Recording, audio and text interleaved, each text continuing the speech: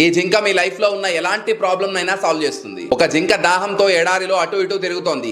దాహంతో దాని గొంతు ఎండుకుపోయింది, కానీ దానికి ఎక్కడా తాగడానికి నీళ్లు దొరకలేదు. చివరికి అది అలసిపోయి ఒక చెట్టు కింద కూర్చుండిపోయింది. కొద్దిసేపు తర్వాత దానికి నీళ్ల చప్పుడు వినిపించి వెంటనే అటువైపు పరిగెత్తింది. కొద్ది దూరం వెళ్లిన తర్వాత దానికి ప్రవహిస్తున్న నది కనిపించింది.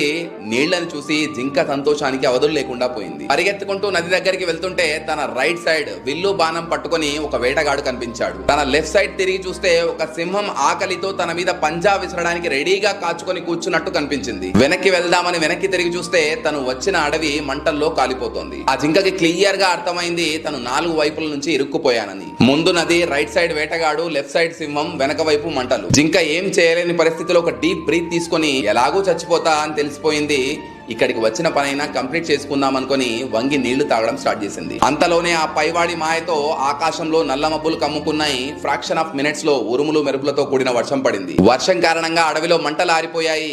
వేటగాడు బాణం వేశాడు, కానీ వర్షపు నీళ్ల కారణంగా స్లిప్ అయి గురి తప్పి ఆ బాణం సింహానికి తగిలింది. సింహం కోపంతో ఆ వేటగాడి వైపు పరిగెత్తింది. జింక నీళ్లు తాగడం అయిపోయి తల ఎత్తి చూస్తే వేటగాడు లేడు, సింహము లేదు, మంటలు లేవు. సేమ్ లైఫ్ లో కూడా 4 వైపులా మనల్ని సమస్యలు చుట్టుముట్టినప్పుడు భయపడడం కన్నా ఓపిక్గా ఉండి మనం చేస్తున్న పనిని చేస్తూ ఆ దేవుడి మీద నమ్మకం ఉంచితే గనక అంతా మంచి జరుగుతుంది. మీకు కరెక్ట్ అనిపిస్తే గాడ్ అని కమెంట్ చేసి మరో 4 పక్కా షేర్ చేయండి. మీకు అంతా మంచి